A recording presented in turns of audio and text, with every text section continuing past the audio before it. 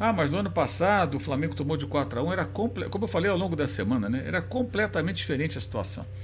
Para quem não se lembra, no ano passado, na final do Carioca, o Flamengo venceu por 2-0 o primeiro jogo, exemplo dessa vitória de semana passada no jogo de ida na semifinal desse ano. E no meio de semana, o time foi até o Equador e fez a sua estreia na Copa Libertadores da América contra o Alcas. O Alcas tinha conquistado na temporada anterior o campeonato equatoriano,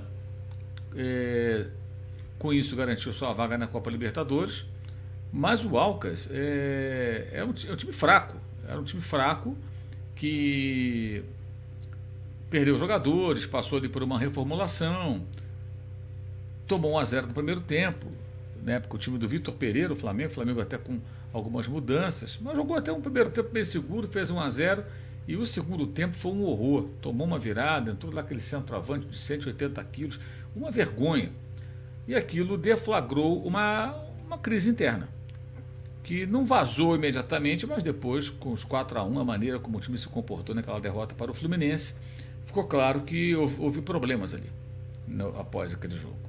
Os jogadores não competiram, eles não correram. O que me chama a atenção é que a diretoria do Flamengo, na época, demitiu o treinador, mas não pegou nada para o jogador. Ficou tudo bem, todo mundo preservado, como se a culpa fosse só do técnico. Era dele também, óbvio.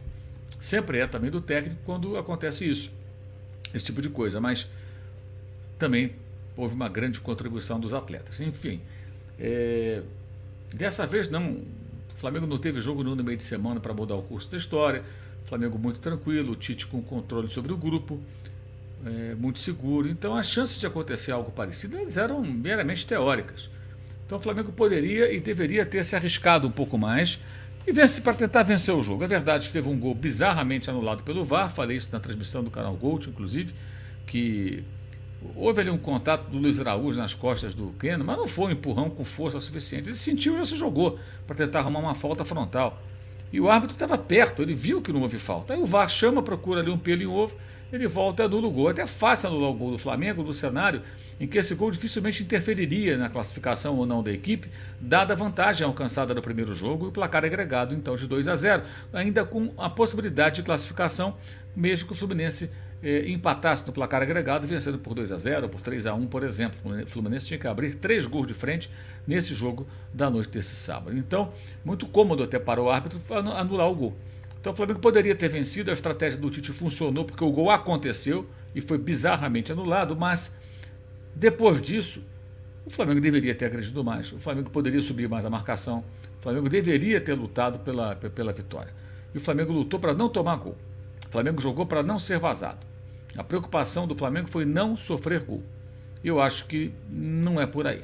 Acho que o Flamengo não é o perfil do clube, não é compatível com o nível do elenco e contra um adversário que estava cheio de problemas. Uma escalação Frankenstein do Fernando Diniz, com o Marquinhos, que é um atacante, jogando como lateral, com o Marcelo, veterano, que marca muito pouco, nunca foi um grande marcador, menos ainda pelo lado esquerdo, com uma zaga que tinha o Manuel, que não vinha jogando ao lado do Martinelli, que é um volante, um jogador que inclusive fisicamente muito fraco para os embates, para as disputas de bola, como zagueiro, melhora a qualidade da saída de bola, ele, o André, mas ele, até mais do que o André é mais físico, não era, então assim, o Flamengo não aproveitou nada disso, o Flamengo pressionou pouco, o Flamengo no segundo tempo se acomodou com 0-0, então parece que o Flamengo do Tite agora entra para manter essa invencibilidade do goleiro Rossi, né, não tomando gol, mas o Flamengo tem que fazer gols também.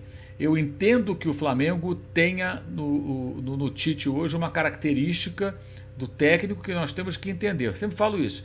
Contratar um técnico com esse perfil. Mas dada a vantagem que o Flamengo tinha para esse confronto, buscando a classificação, o Tite tem que entender um pouquinho também o que é o Flamengo. E o Flamengo não é um time para jogar pelo 0-0, gente. Ainda mais com esse elenco, com a vantagem construída que dava para arriscar. O Flamengo tinha que dar à torcida uma vitória de presente. Então eu não gostei da postura, da estratégia. Defensivamente, impecável.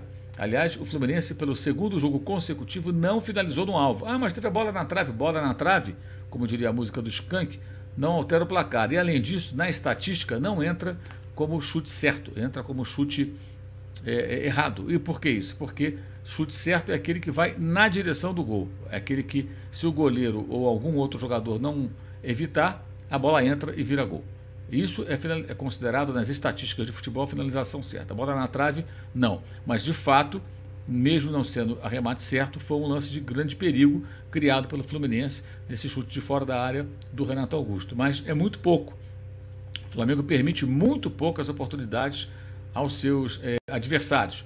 E isso é elogiável, mas não basta isso. Acho que o Flamengo tem que também ser um clube, um time, aliás, mais ambicioso, que lute pela vitória, que busque, que não se acomode, né, com tão pouco. Eu achei pouco. O Flamengo jogando ali para não perder e continuar com essa invencibilidade de sua defesa. Eu acho que isso não é o suficiente. Eu acho que tem que ter mais. Né? Tem que ter mais e hoje acho que deixou a desejar. O Tite precisa entender também como são as coisas no Flamengo, qual o perfil do clube, como é que a torcida encara certas situações. O torcedor comemorou a classificação, não reclamou, mas não é por aí. Eu acho que vale uma reflexão, um pouquinho de ousadia, um pouquinho de apetite pela vitória, um pouquinho de correr riscos mesmo. É do jogo.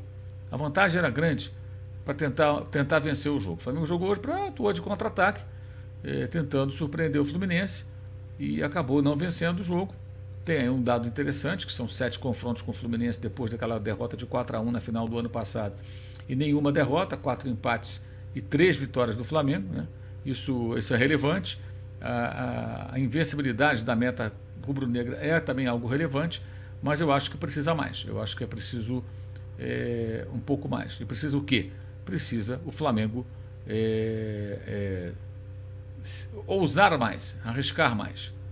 E hoje não arriscou. Foi pouco que produziu. Eu, sinceramente, acho que deixou a desejar, pelo menos como eu vejo essa atuação do Flamengo no jogo de hoje. Eu quero mostrar para vocês também aqui, que está no SofaScore, está no Twitter, no X, né, do SofaScore, esse dado histórico, né, agora, depois da cornetada, né, vamos também registrar aqui o ponto positivo, né, tá aqui, você vê aqui no SofaScore que o Flamengo alcançou a maior sequência de jogos seguidos sem sofrer gols na história do clube.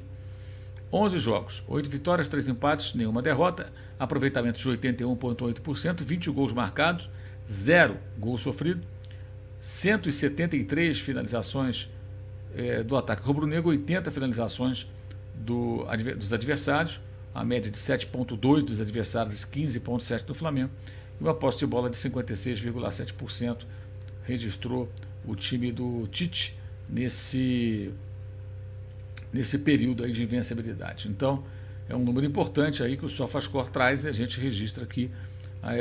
Repito, achei ruim a estratégia, inadequada, porque o Flamengo tem as suas características, né, que o Tite tem que tentar entender. Ele falou antes do jogo, inclusive, que sonhava trabalhar num time carioca, no futebol do Rio. Ok, então é preciso também pensar em qual é o perfil do clube. Então, assim, eu acho que teve esse porém, tá? Teve esse porém aí, tá? Com a gente aqui o Jorge Augusto.